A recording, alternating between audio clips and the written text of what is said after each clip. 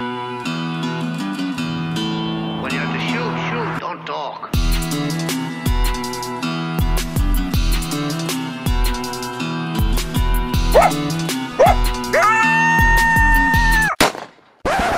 All right, you trapping addicts. Welcome to the Trap House Podcast. My name is Justin Jett, and thanks for joining us for Episode 2. Pretty excited about it.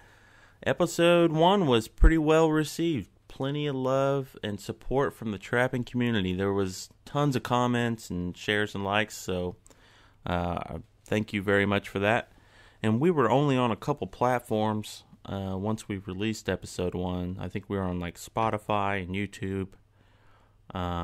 Maybe a couple others, but since then we have now been accepted on iTunes, Google Play, Stitcher, Spotify, SoundCloud, YouTube, Facebook, Castbox, Podcast Addict, and one of the really cool ones too now is HoosierTrapperSupply.com. There is a play bar about 3/4 of the way down on the homepage, so you can check us out at HoosierTrapperSupply.com.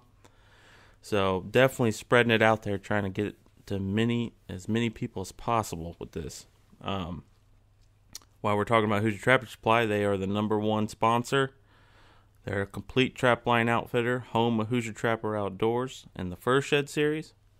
They also have the Leatherwood Creek line of trapping scent, featuring top dog predator bait. And another sponsor today is Adrian Romero, aromeroart.com. We'll be speaking with him today. He's got some details about what his website includes, which is wildlife art, and it's all trapping related, so it's pretty cool.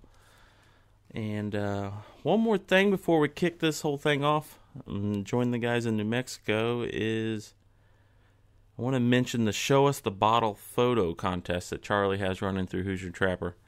It's basically, and it goes to the end of trapping season, so there's still time to jump in on it. And the winner gets a $100 gift card to Hoosier Trapper Supply. And there's 2 winners. So, and every entry gets a Hoosier Trapper Outdoors window sticker decal. And it's all free. But the ways to enter are pretty simple. You can go to Facebook. We've had entries from Instagram or Hoosier Trapper at Gmail. Any way that we can see it. You can send it personally to any one of our accounts. We'll find it. As long as all we need is the photo of you holding up your successful catch and whatever lure or bait you were using from the Leatherwood line. So it could be as simple as you can take a selfie with a beaver if you want, or it could be an end of the trap line photo where you got your coyote stretched out on the fence and you're holding a big jarred top dog. That's great. We love to see that. So send those in. And like I said, there's a little bit of time left, so jump in before it's too late. What else do I want to say before we kick this off? I think that pretty much covers it. Yep. So let's head out to New Mexico with the rest of the Hoosier Trapper gang. And thanks for joining us.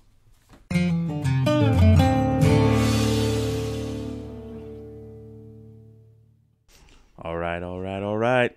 We're here in New Mexico with a couple special guests. Adrian Romero is with us. Hello. And Jake Mashek, my brother-in-law. Guess I'm considered special now. You're special because you won't be on every show. Okay. We'll just make that clear. Then also co-host Charlie Mashek. Greetings from New Mexico. Yes. So we're just going to kind of talk about current situation out here. We are in a dingy motel room right now. Yeah, it's a lovely Super 8 that they're overcharging us for. Yep. And we do have traps out, so there's quite a bit to talk about. But first, I think we should probably start out with how we got connected here in the first place, and that's our buddy Adrian. And kind of how we met him was in Kansas, right? What year was that? Yes. You remember, Charlie? It would have been, 1918, 17. 15. Right? No, it was 16, I think. The Kansas convention. That's all. It was very hot. I remember It was that. very hot. Was it? I'm trying to remember if it was 15 or 16. We've been out here 3 different seasons, which would have been 2 years ago. So the first, I'm thinking 16 now. 16. Yeah, yes. 2016, Kansas, in Lawrence, Kansas, at the Fur Taker National Convention. Yeah. So Yeah, and that was a hot one. that was incredibly hot. That was crazy. Yeah, I mean, even being from New Mexico, I'm assuming you probably still felt that it was pretty darn Oh, hot. the humidity killed us bad. We're not used to that at all. Well, and it's funny that Kansas humidity is not as bad as what we have at Indiana. I mean, our humidity, we have humidity, Yes. humid weather, very. Yes, very much.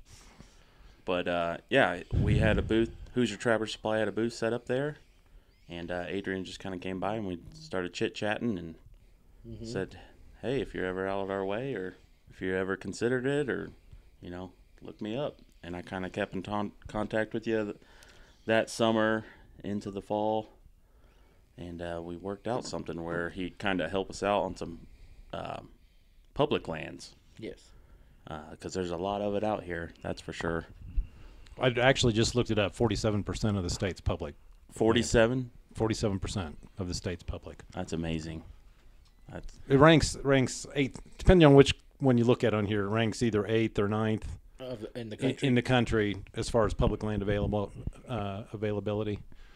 So that'll lead us to another subject here in a little bit. But Yeah. Adrian, give us a little brief rundown of how you got started trapping, why you love it so much. Well, when I was young, I could, it was that age where I was in the 70s. My uncles trapped, and I was just at the age where I could go with them, follow them along, and I would start, watch them, and I don't know, I just was fascinated with that. Yeah. The idea of getting something to step in a 2-inch circle. I mean, it's a cool challenge. Mm-hmm. So then they stopped doing it, and I got older. I'm probably 12, 13, I'm guessing. I was old enough to carry a 22. I had a 22 Ruger semi-automatic my dad let me use. And I would spend time at my grandparents', and it was the land grant where we went yesterday and showed you around. And it's Spanish land grant. We have, I believe, my auntie's guessing nine generations back. Yeah, that's amazing. In there. And that's where we call my grandpa's ranch, and that's where I would stay summers and the winter breaks, weekends we would go. And I found their traps one day. It was, I grabbed them, and I went and set one in the ditch. Well, it's a wash. We call it arroyos. And I didn't know anything really about it, as just from watching my uncles, but I just put a bear trap, exposed trap under a dead chicken. I hung it from a tree. And let's clarify that. It wasn't actually a bear trap. no, it was a Victor double long spring Exposed trap. Yeah, exposed. Yes. And I set that out, and I put a dead chicken there. And that evening, it snowed 6 inches, about whatever. And I went, and I was on top of the wash, and I looked down, and there was a coyote. Wow, it was just amazing. I got so excited, I thought he was going to pull out, so I got the gun and started opening fire on it. Well, you were hooked then, for sure. Yes. You got the trapping bug. Mm-hmm. And I went and showed my grandpa, and he was all excited. He showed me, he told me how to skin it, and I skinned it. Although I put so many holes in that thing. Job. I didn't know anything about pulling it, straight, what do you call it when you, can't remember now. Putting tension on it or whatever. So I skinned it like we skin a pig or elk, with the knife. Yeah. You didn't pull it. So there's all kinds of holes, and he showed me how to strip the tail. All he got was this 2 little blocks, and put them between your fingers and pull down. And then I he didn't. I guess he didn't. He never fleshed them, so I didn't even know anything about that. And we stretched it. All he got was 1x2s, and they were probably 3 feet long or whatever. And we put nailed them on the ends together. We put the coyote, the coyote over it, and then just pull it apart and then nail another piece on there. And that's how we stretched them. Got the job done. Yeah. It's funny, and that brings up an interesting, and you can go back to but just while you mentioned that, I first bought fur, as I mentioned in the last podcast, in 1975, and really got started business-wise in 1976. But mishandled fur was accepted back then. And it was, it as fur became quite valuable, then it became very, very important that you handled fur properly. But back then, you could actually get away with stuff that wasn't really properly, by today's standards, properly handled. So it just made me think of that because you said it was in the 70s. So yes. So I wish the buyer would have thought that, because my dad took me into Albuquerque and to sell it, and the guy gave me $5 for it. yeah. So that kind of, I wish I would have just kept it, had it tanned, and Yeah. kept my first trapped animal. Right. So after that, I've never kept them. Growing up, I would just hang them on the fence to show off, to my uncles and the neighbors or whatever. That I caught that, I caught it, and then I didn't start fleshing them till I think it was 2015 when I, because all through the 90s I would trap and say, I was trying to get into taxidermy, so I would practice on them. Yeah. And I caught some nice bobcats and didn't even know how much I could have made. Yeah. Well, hindsight's 20/20, right? Yeah. But so I think being from the east and to come here to the west, it's kind of an interesting perspective or a completely different experience, because the land here is so big and there's so many features and there's so many places that you can, set a trap, as compared to home. We've got, we might have a 200-acre field and it's just barren once the crops have been picked. So then you've got the fence rows right, the few fence rows that are left. We've got those left, or the edge of a small wood lot or something like that. We don't. So our features are much more definable than here, because there's just so much land. It's like the ranch we're on right now. it's close to 50,000 acres. I think he said 46,000 acres. Yeah. And it's, so you're talking 60 plus square miles of open ground, and there's 2-track roads, and if you look at the 2-track roads, they don't even have to travel on those 2 tracks because they can cut across country and not be obstructed. Very discouraging. Yeah, it's just, you find one hot spot, oh, this is perfect. You think it's perfect, then say 100 yards, another perfect spot, and then while you're checking them, you're checking one spot to the other, and the tracks are right in the center, where you would like, why did it come through here? You know, it's crazy. Yeah, I mean, you could set 100 traps in a couple hundred square yards. I mean, that's just endless.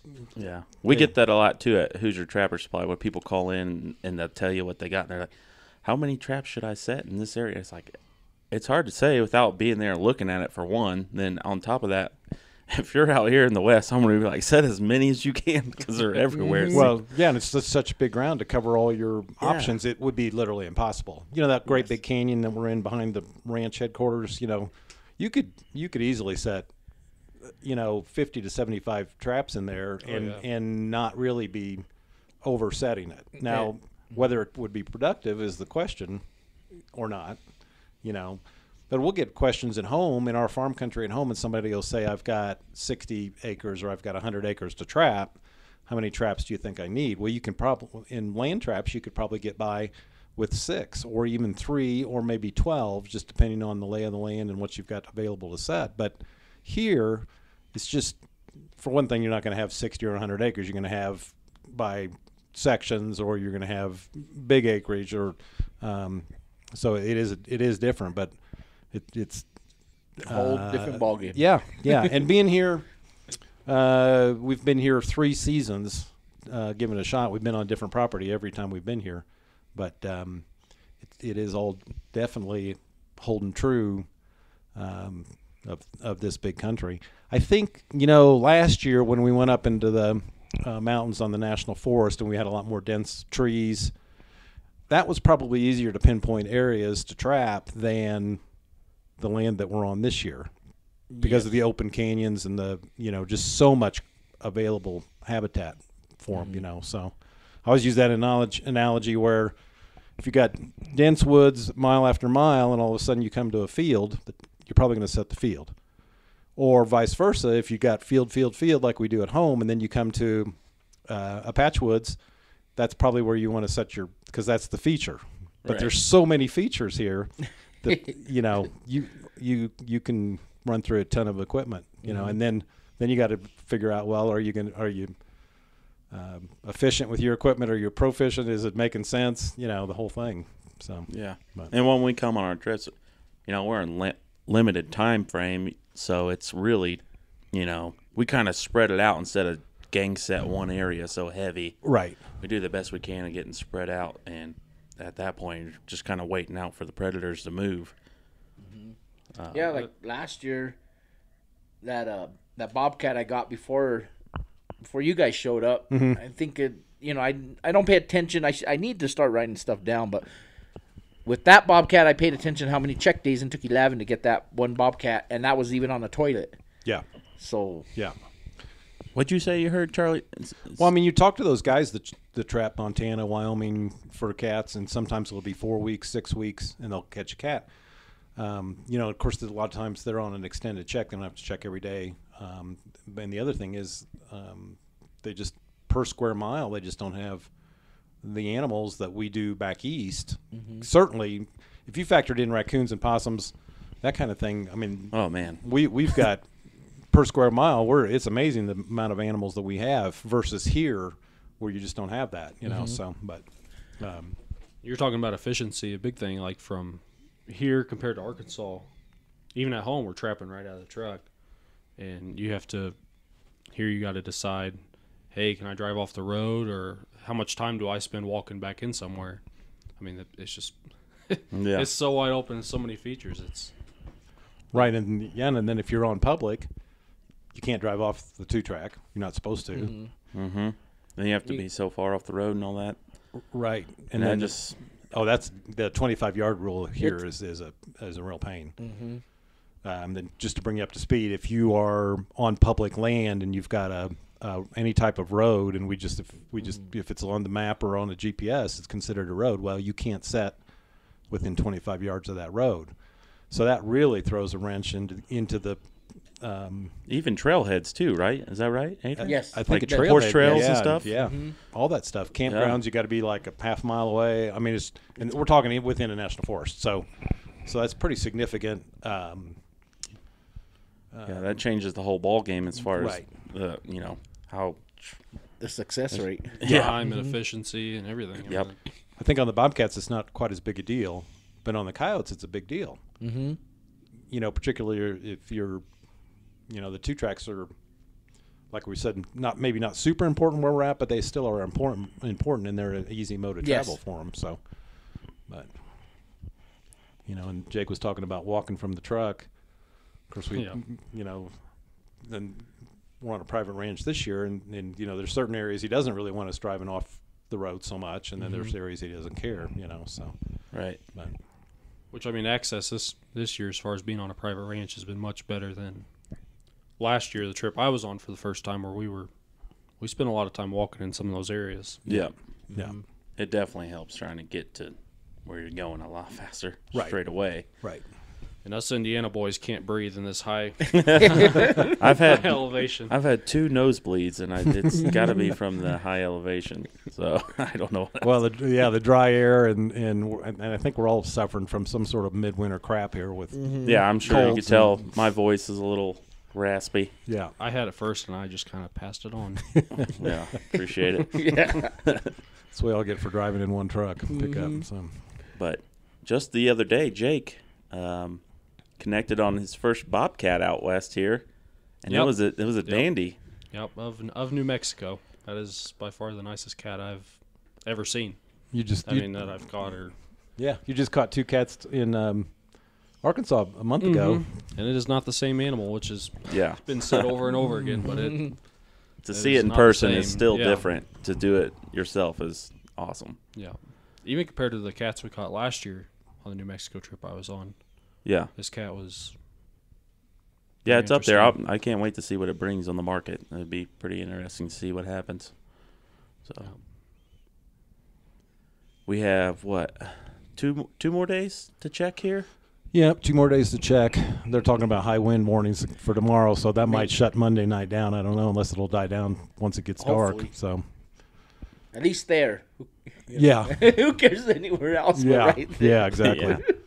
Which we've already had one day of very strong winds, and that And it snowed pretty bad where we are here in the hotel, but once we got to the ranch, it was pretty clear as far as snowfall. Right. yeah, but I mean that wind just shut everything down. Oh yeah, and it was cold. It cut Yeah. right through you.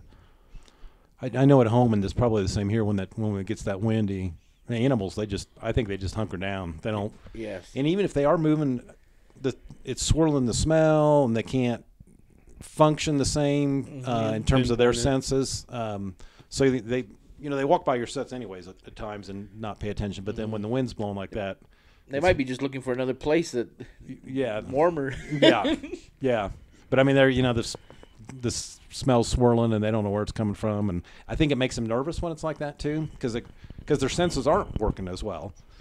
So but. Right. And them, they might be afraid of predators, of humans, or they can't hear human or whatever, they're afraid of. So Exactly. they're cautious also. Right. If it's a gray fox, they don't know if a coyote's on his tail or what, so, but yeah. I mean, we weren't that comfortable out there in that in that wind. I mean, the animals, I'm sure, hunker down too. So Adrian, going back to your taxidermy, did you ever do taxidermy for other individuals or just strictly for yourself? Just for myself. Okay. Yes. I wanted to get into, be a taxidermist, but just New Mexico don't have the money. If you would probably do European mounts, you'd probably, get beetles and such, and I think you'd do a lot Do better. all right with that. Yeah.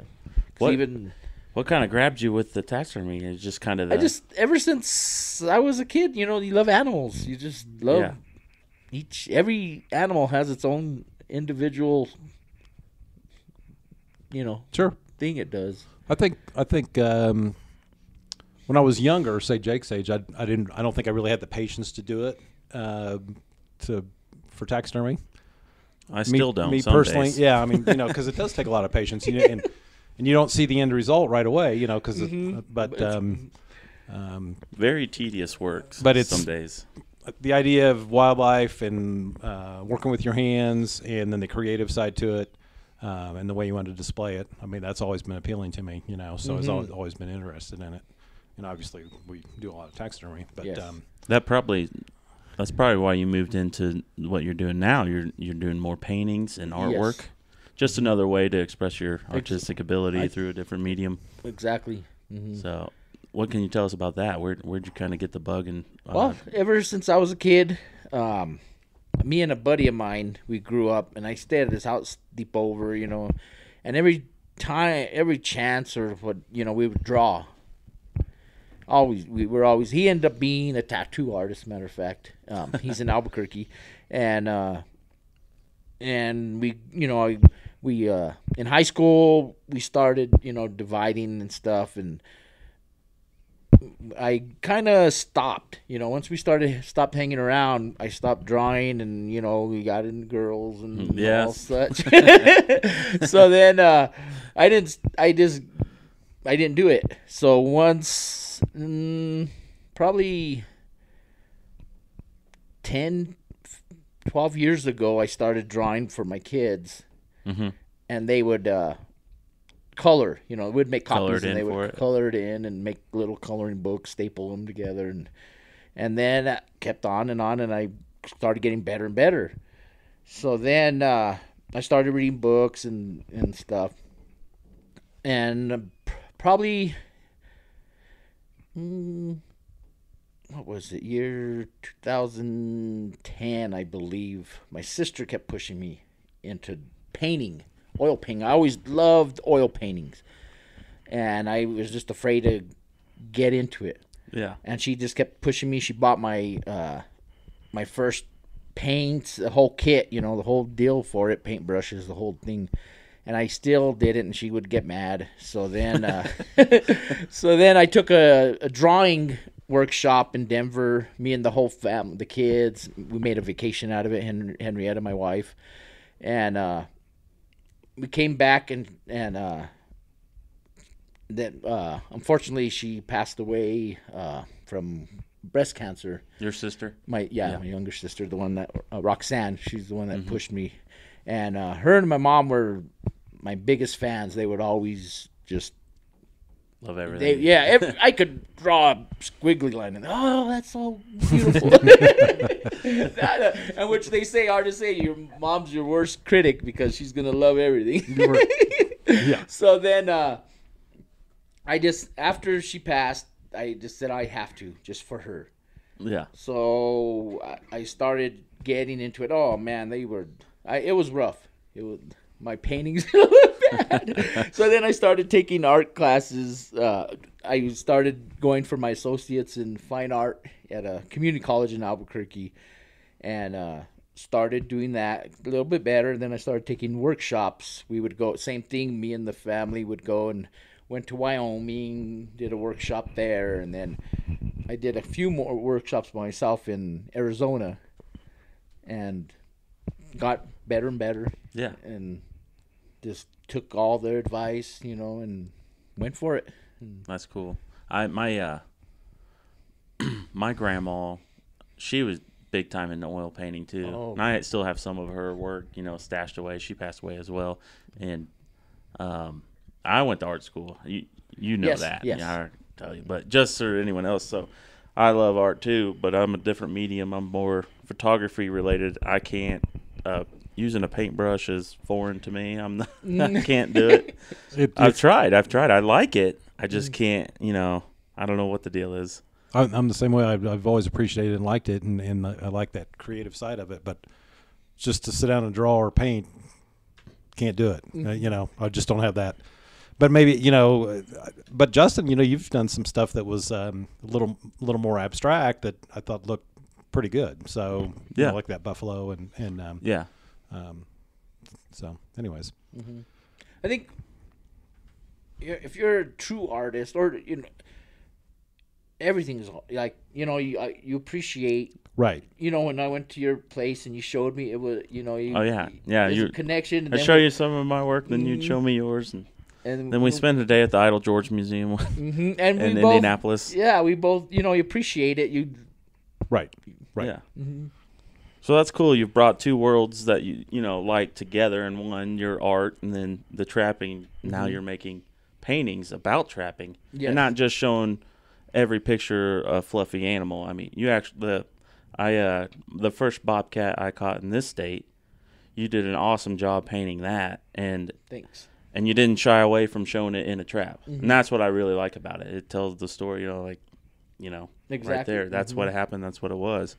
Unlike, a lot of people might try and crop that out or put a log or something over that foot. Yes.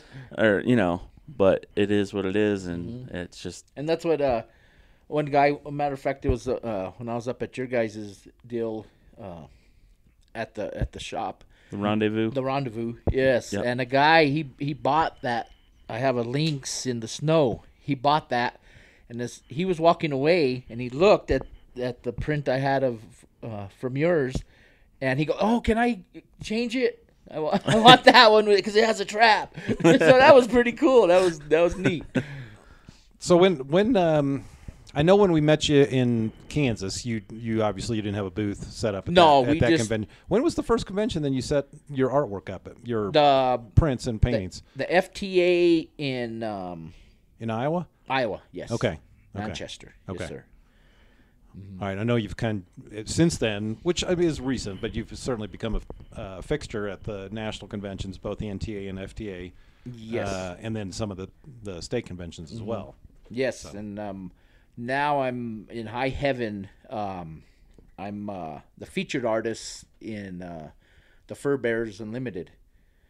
So, Which is part of the National Trappers Association. yes, yes. So And how's that work as a feature art? What's well, that they're gonna mean? I made a painting of a red fox, which I have to thank you for letting me use the fur for a reference of the red Yeah. fox, and they're doing it's the print of the year, so they're gonna have a limited edition prints. There's only 30 of them, and that's it, and then the original, and They sell those they're as gonna, I believe, they're gonna sell them and auction them off at the banquets that the The Fur Bearer Unlimited banquets. Yes. Yeah. Oh, that's cool. they're gonna get them framed and matted and framed and the whole works. So Right. Well, that's quite a compliment to you. yes, And obviously, it's a good promotion for you. exactly. Yes, know, that's so- it's the biggest thing I've ever accomplished. I think of Yeah. It's nationwide. It's so cool. Right. It's awesome. yeah. And it's the audience that you've It's the right crowd. right. Yes. Yeah. Right. I mean, it's the audience that you've chosen essentially to paint from, essentially, but which is pretty cool. How many prints or how many different paintings do you have to do for that, or do they just want one? It's each year it's going Each to be year? a 5-year. Oh, for 5 years each yes. year. So you got to do 5 different prints. Yes, sir. Well, that's, Different. Yes. that's really cool. So it's going to be. I'm assuming we haven't decided yet, but it's probably going to be the popular fur bearers. Yeah, something that people can relate to across the Exactly. country. Yeah, I have. That's cool. Well, there'll have to be a coyote in there somewhere. Yes, definitely. Yeah, I want to see the coyote picture. You also have a website. We should probably tell the people where they could find your stuff. Yes, it's aromeroart.com. Okay. aromeroart.com. Yes. That's spelled. Yeah, you might want to spell that. Okay. aromeroart.com. Good. Cool. Good. It's kind of cool because last year when we were here, you caught a red fox, Yes. and we were like, "What is that?" I, We're not sure what that is. And oh, it's a coyote. No, Yep, wait. no, it's wait, red. what? It's a red fox. And so obviously you don't have hardly any of them here. It's No, pretty, that was the first one. We released it because it was rubbed and we didn't want to. Yeah, way past prime anyway. I mean, it was like you wouldn't even want to tan. It was that bad. I Yes. mean, as far as late season, way past prime. So yeah.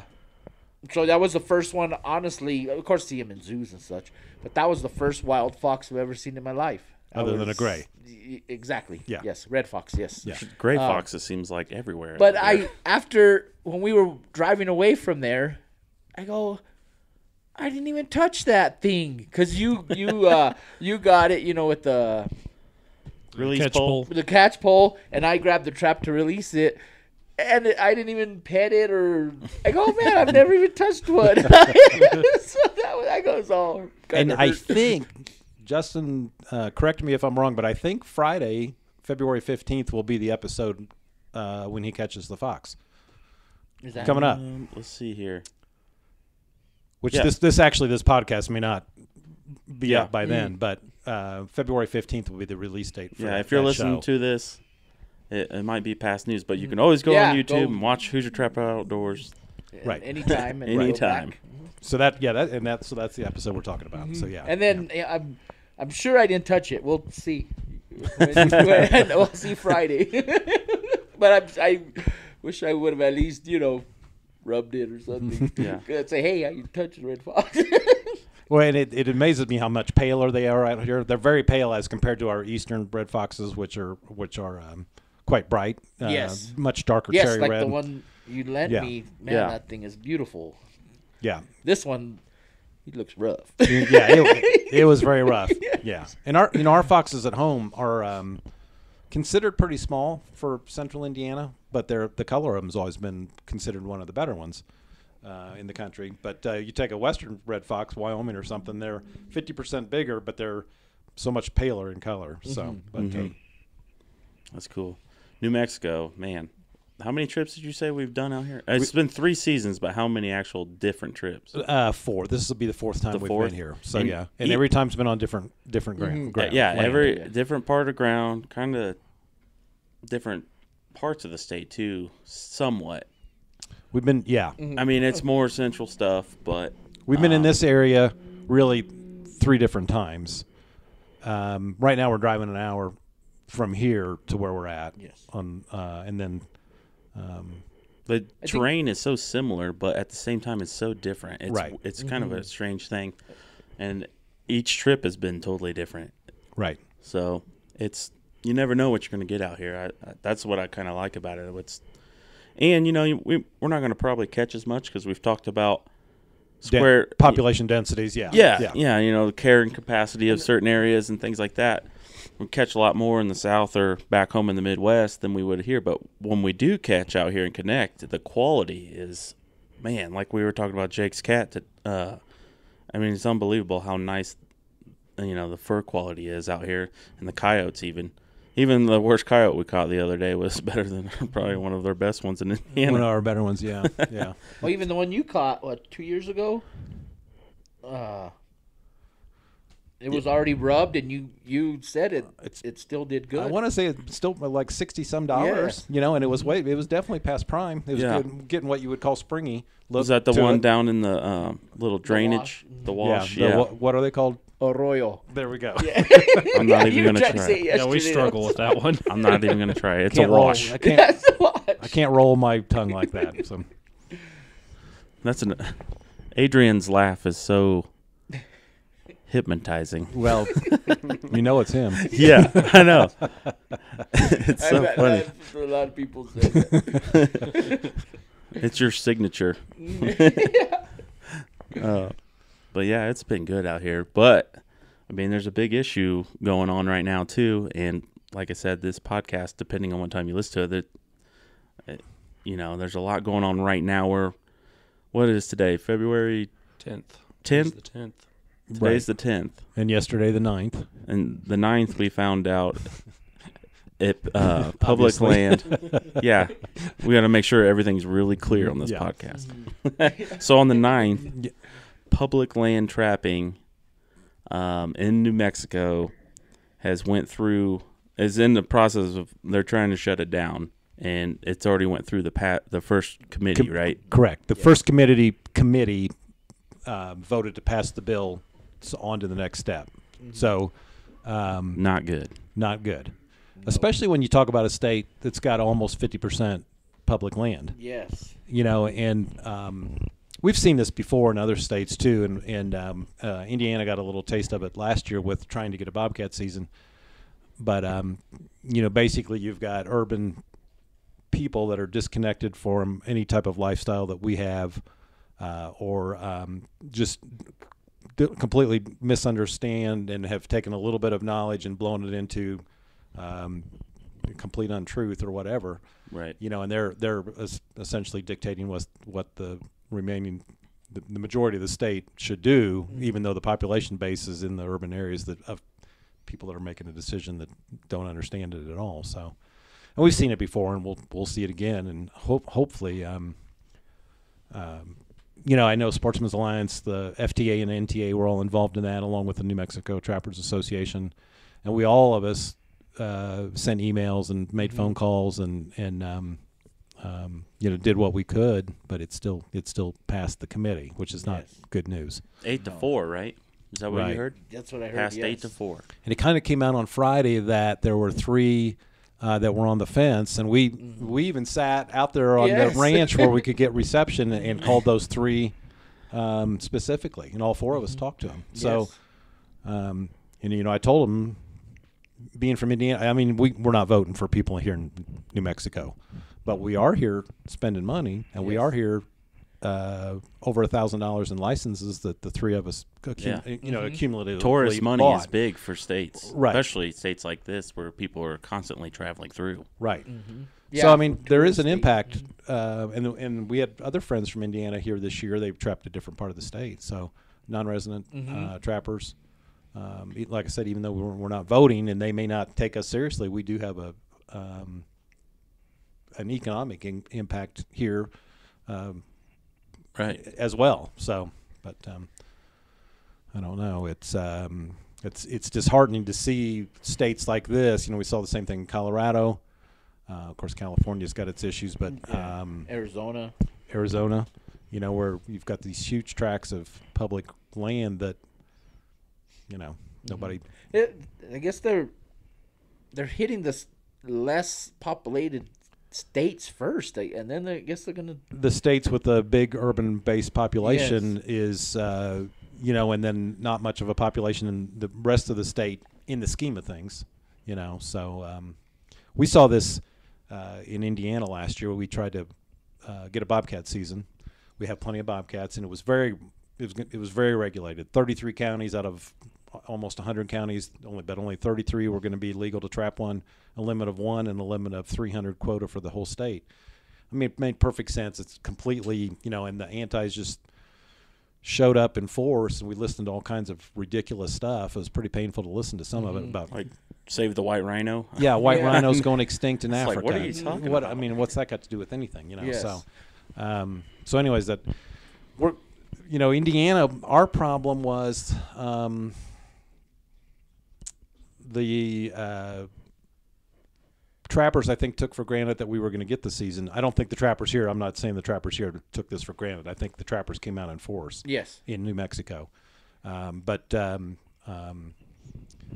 what we need going back into Indiana, and that's certainly at this point here in New Mexico, we need to get as many groups outside of trappers to come in and support what we're doing or what we're proposing or protecting ourselves. So in other words, Some people that got some weight to right. really pull. the ranchers and Rocky Mountain Elk Foundation, all the big time guys, Safari Club. Hopefully, some of them will get involved that have more political clout than we're able to muster up ourselves. We need more allies in all of this, So hopefully, there's a lot of behind the scenes lobbying, and that's kind of a bad word, lobbying, but a lot of voice in a number of ears, so pushing this through so that this public land's not lost out here for trappers. But yeah. Yes. Which committee was that it just passed? The one that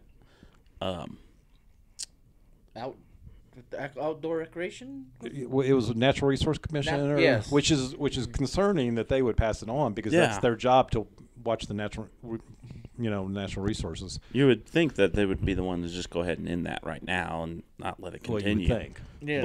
But So that's what kind of scares me with it, because this stuff, like you said, this stuff pops up all the time, That's going to and probably the rest of our it kind of lives. goes away. But right, like I mentioned the other day, it's just it's one of the dark clouds that's over us. And it wouldn't. I don't know.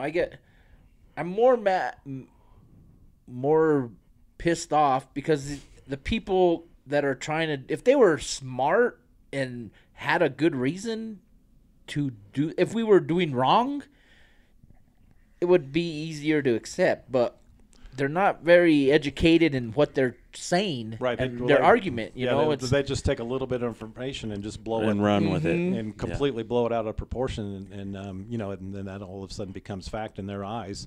I honestly think some of them must believe what they're saying. I guess. I guess so. I don't know.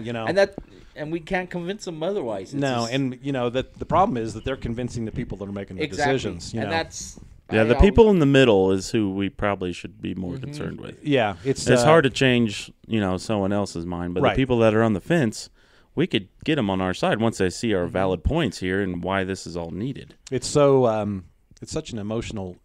It becomes such an emotional issue, and that's the only thing that they really have on their side is just the level of emotion. Mm-hmm. And I'm going to write a blog about this at some point, but the idea, if you go back to my grandparents' generation, so if you go back to that time, they had pets, they had dogs, but they stayed outside. They weren't in the house. And then when my parents, we had a dog in the house.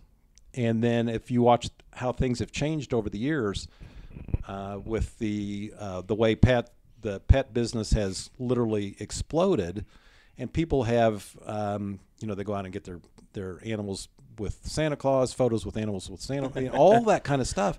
And we've got a dog and a cat at home that live in the house with us in the home.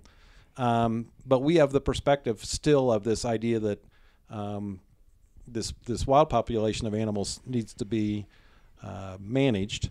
And if you want a more in-your-face connection, then all of the stray cats and dogs are certainly managed through all the shelters and the dog catchers and all those people out there.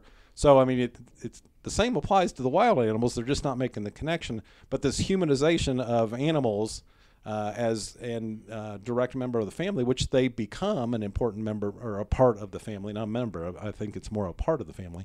And it's hard for people to sort that all out, I think. And they see that cute little raccoon or that cute coyote or whatever, whatever is their perspective. Yeah, and I think they have trouble really sorting that out. And I kind of, I think a lot of that's where this is coming from. And then, like we were saying, I think yesterday, that even if you prove it, that okay, I believe, little cuddly animals, but then when you prove it to them, they don't accept that. Right. They're gonna win the game they started. Right. And they're not gonna. Right. Back So I mean, down. yeah. I mean, it's in.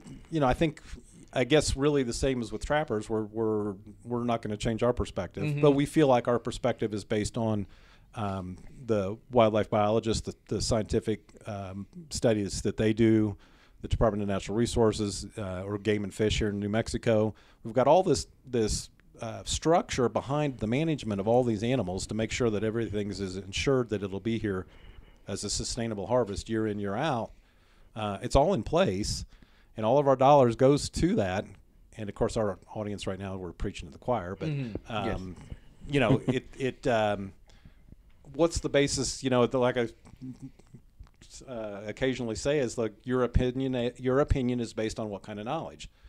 And it's a good question, and it's a fair question. And a lot of times it's not based on any knowledge. It's just based on some sort of emotional feeling, So that's the best way. Right there, how you just said that, it kind of sums that up, I think. I think it does too, So, there, I think one of the things I read or watched they were doing the live feed. Some woman was concerned about going out onto public land, and she was concerned that she was going to step in a trap. Which, for one thing, there's no risk of that. You step on a trap, it just flips off, and you go on. And if you were barefoot, it would still not be an issue, but I don't know that anybody's going to be barefoot walking around in public land in November through March. Yes. It's pretty cold out there. Yes. That's how when we're collecting our traps, that's how we set them off. Is stepping them. Yeah, exactly. Yeah. It's not like a landmine out there. Yeah. And that's what she said. It's like a landmine. Yeah. And aside from that, too, there's plenty of ground out there, too, that you're not allowed to trap. Why not go do that there? Yeah. Do your recreational all the state there, parks, and that's fine. State parks, national parks, city parks, all wherever, So, and if you want to go walk on BLM land or national forest land or whatever, multi-use land, the chances of you walking or step on a trap is like slim to none. Yes. I mean, even during the height of the season, it's ridiculous. But well. Let's move on. Sure, Charlie's starting to turn red over there. The mic, he's squeezing. My blood pressure's It just shows me you care. And that's all. And I guess it's a pretty passionate issue. So it's one that we've been around a long time. And I think I'm going to say this, and then I'm going to be quiet. But about this subject, yes. But trappers have monitored themselves very well over the years. Our equipment has gotten a lot better. I think that we are very conscious about what we're doing. The best management practices have, of course, that's not been completely trappers, but trappers have all worked on that. through the Fish and Wildlife Service, but trapping has come a long way in just the years. Well, of course, I've been around a long time too, but in the years that I've been around, what is available to us and how the animal is kept as comfortable as possible in the trap, that's come a long ways, and we've made a lot of headway in all of that. So. Something simple like the laminations on your Exactly. jaws. Yeah. Offset jaws, laminations, swivels, shock springs, just all of that, and so it's way different than it was in the 70s for sure. In 70s and 80s we had the fur boom and tons of fur was caught, but the equipment wasn't as good then as it is now for sure. I think we can pat ourselves on the back for all of that, but. We're not very good probably in getting the message out. Yeah. Well, any final thoughts before we wrap this up? I think this was a good little discussion. Jake's over there just chilling like a villain. Try not to have a coughing fit. Just dry air. Yeah. Well, like we said, air. we're all kind of suffering from this shared cold thing that we got going on. So. Yeah. I'll just say that this is, pretty amazing experience just to get to come out here and trap and be outdoors. Yeah. I mean, well, it's you can't beat it. Like yesterday, I was joking around, and because Charlie tore us up yesterday, he caught four coyotes.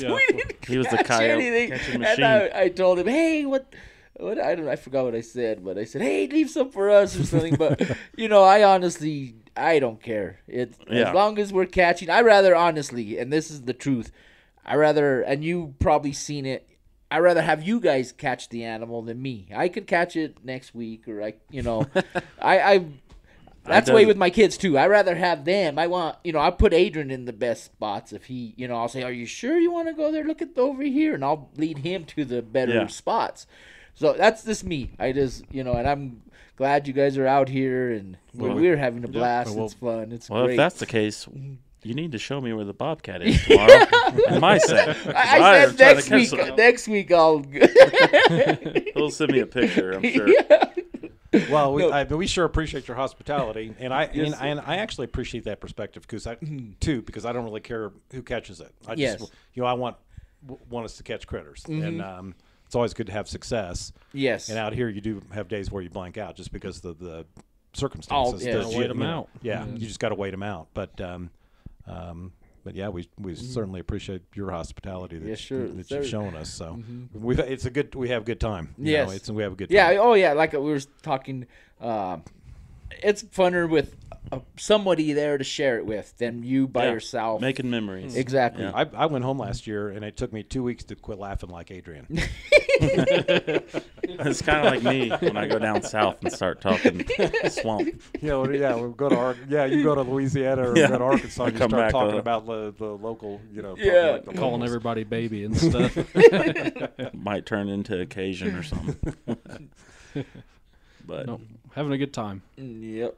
So that's what it's about. It's not about catching is great, but you have to make the best of it. Yeah. I mean, and it's Indiana's a beautiful state too, but you have to kind of look, and it's not as it's not in your face. We don't have this majesty of the land of Enchantment, New Mexico. We don't have that just epic scenery in Indiana that you do here, and so just that is a big part of being here, and just that. I don't know that all the tradition of the past and the mountain men and all of the things that went along with Western trapping, and finding petroglyphs and we haven't talked. We didn't even talk about that. You want to bring it up real quick, Jake? Talk about you discovered it.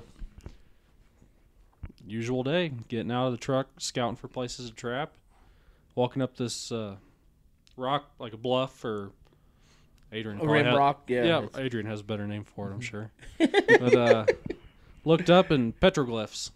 Yes. I know you looked up, Dad. There was a snake. How old? Yeah, snake. And maybe one that kind of resembled the sun. And then some like elk or deer. And then there was one that was like adult rated. Yeah. Pretty proud guy. well endowed individual. Yeah. And, Compared to his other friend. yeah. Showing off. So I mean, it was pretty cool to see that. I looked up on. I guess there's actually a national monument near Albuquerque that's for petroglyphs. Yes, and they were saying this area has quite a few, and they range in age from going by that I looked up last night in the 400 to 700 year range in age. So they could go back 600-700 years, what we're seeing, or as recent as 400 years ago. Okay. Yeah. So that was pretty interesting. Yes. You know, to think that you're seeing something that's actually held up that long over time. That one area where that where he's got the drinker for the cows, that that on that bluff, actually one of those pieces since then has fallen down. It's flat on the ground. Oh, yes. It's not on the bluff anymore. So yeah, when we looked around, we found more petroglyphs and all around that. But all of the area in the whole ranch, that evidently is the area where they are, because the rancher didn't mention that there were anywhere else. Yeah. Either. So with all the bluffs and all the that rim rock and whatever, that particularly area was the one. What kind of Indians would possibly be in that area? They actually gave a list of the Indians that did that in this area, and they didn't mention the Anasaas. They did, or they did not. Huh. And which I thought was interesting. That's what I've always heard. I don't know the truth. Yeah, and Right. I think I'm not going to go into that because I don't know. So We don't want to be giving false false information. information. We're guessing Yeah. people. So we won't go there. But yeah, that was just really cool. That was very just to. And the thing is, when you're there, other than the 2-track road, it's probably pretty much the way it was Back. then, 600-700 years ago. It hasn't really changed. Just the sagebrush and everything's probably pretty much. Yeah, probably the cuts. The arroyos. Yeah. Probably were deeper now than they were then. Yeah, but it's cool. They were the civilization then, and that's a interesting perspective to think about. That they were the civilization, and of course see how we've evolved. Some good, some bad, but anyways, interesting. Yeah, all part of the ride. Yeah. So. All right, before we leave, though, I just want to remind everyone one more time. Visit Adrian's website, adrianromeroart.com. Romero. A Romero. Yeah, I'm going to try. A Romero. Yeah, I'm gonna. Not Adrian. I need to get that and just link it to mine, Adrian Romero. Oh, Okay. have the two. Yeah. Yeah, you said it. It's. I don't know. After looking at the Facebook, and then I'm on Facebook, Adrian Romero Fine Art, but. I'll put the link as well in the description Okay. area, so if people want to find it there. And hopefully by then I'll have it. Adrian Romero Art.com. Yeah. Either way, also. we'll get you there. And also, don't forget to check out Hoosier Trapper Outdoors. Since we're out here filming and talking about it, definitely we love making the show, and the support has been amazing. So thanks for watching, and I hope you continue to watch. And then also our number one sponsor, Hoosier Trapper Supply. Of course. Check out the HoosierTrapperSupply.com and pick up lure, gear, scent, whatever you need, bait, traps. Yep. You Full got it line. Charlie's got it covered to some extent. So Yeah, we got it covered. So, and once again, thank you, Adrian, for your Yeah. hospitality. Yep. We Thank have a great time. Anytime. And you can tell by his laugh. There's always something. we're having fun. we have a good time. So, 2 more check days, and then we're out of here. So and it always goes quick. And I even do. even those days when you blank out, it's like it still is a fast day. I know. So It's faster. It's yeah. worse. thanks for tuning in, and make sure you drop, in the comment area, tell us what you think or any other questions you want to ask. We could probably bring them up on the next show or We'll do individually. We'll do a question and answer. Yeah, show. we'll probably start doing Q&As if people start sending in enough, and we can kind of sum things up and make things more clear if they had a certain question. But yeah, definitely the conversation, keep it between all of us, Even if you're not sitting in this room with us, you can be part of this. So until next time, we'll see you.